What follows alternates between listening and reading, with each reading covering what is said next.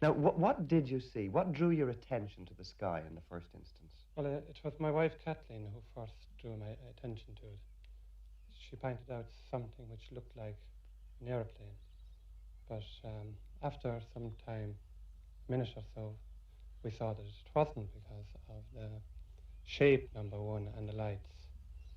And at this stage, it consisted of, to our mind, it looked like a cloud with two lights shining out of it, but they weren't flashing on and off as you would see in an aeroplane.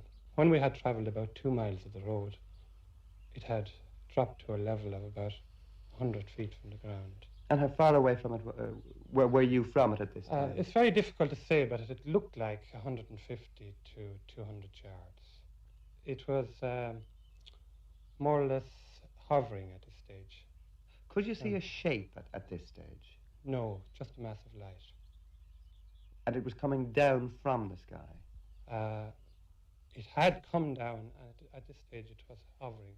And what about colours? Was it red or white or what? It consisted of 3 colours, an orange and crimson light, which seemed to be coming more from the top of the object, the whole thing was surrounded then by a mass of bluish fog or vapour, which more or less obscured the whole object. Well, what was its shape?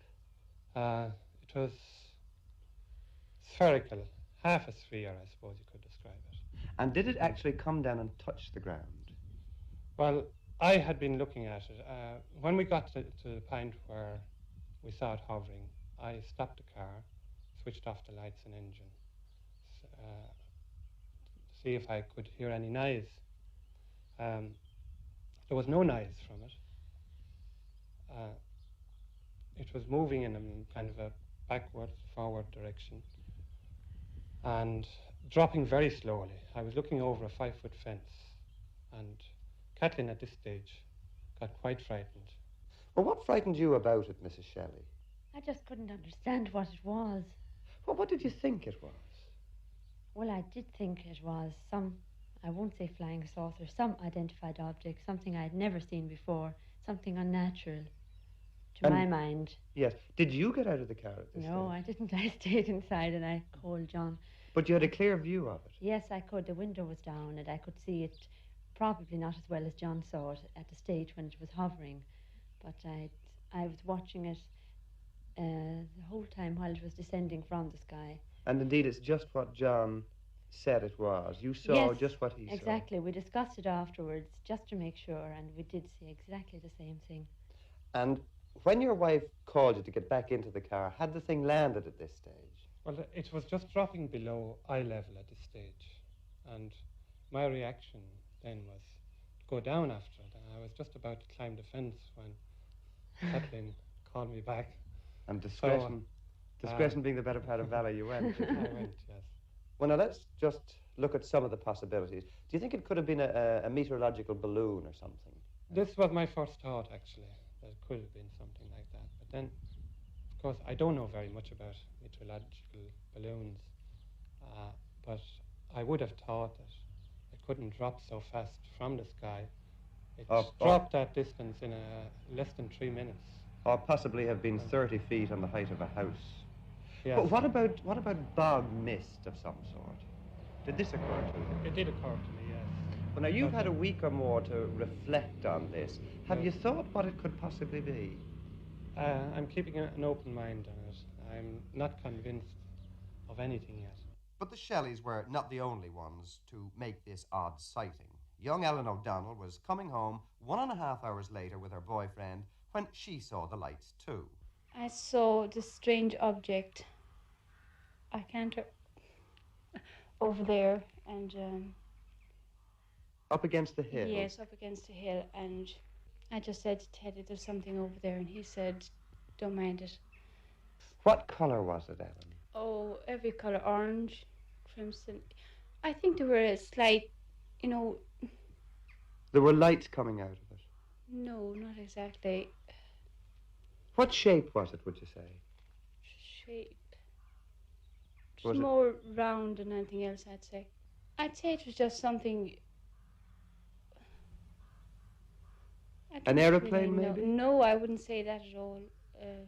What about some sort of mist? Could it have been No, mist? I wouldn't say that either, because it was something I never saw before, and Well, did it frighten you? yes, it did. What did you do? Did you go straight home?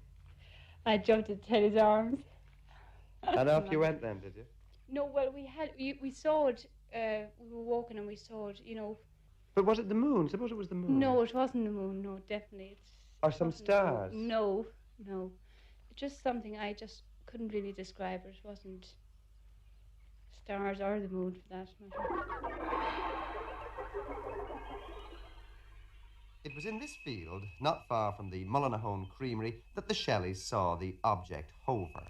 And because it was suggested to us by Mr. Desmond Leslie, who's something of a UFO expert, that we should have the ground hereabouts tested for residual radiation possibly left by this object, we asked Mr. Eddie Bergam, the South Tipperary Civil Defence Officer, and his assistant, Mr. Eddie O'Neill, to sweep the area with Geiger counters. Our instruments recorded no radioactivity of any description. Nothing at all? Nothing at all, no. Not just nothing unusual? Nothing at all, actually. If the radioactivity was present at today, it certainly would have shown on the instruments. Well, now, it's a fortnight roughly since this sighting was made. Suppose something had landed there that made the area radioactive. Would there be a possibility that all traces of it would have disappeared by now?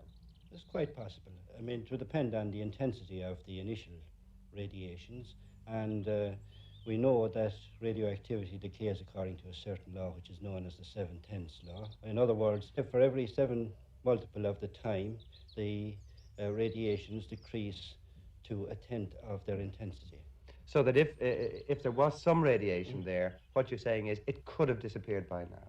Well, it could be so slight that it wouldn't be picked up by our instruments. Mr. Bergen, if you'd found anything there, would you have been surprised? I would undoubtedly have been surprised. Mr. O'Neill, would you have been surprised? Well, to be perfectly honest, I think I would have been surprised, yes. But as Mr. Burton says, the instruments didn't show anything. It's possible that an initial radiation there could have decayed over the past 15 days, but as I say, I don't think I expected to find any radiation present.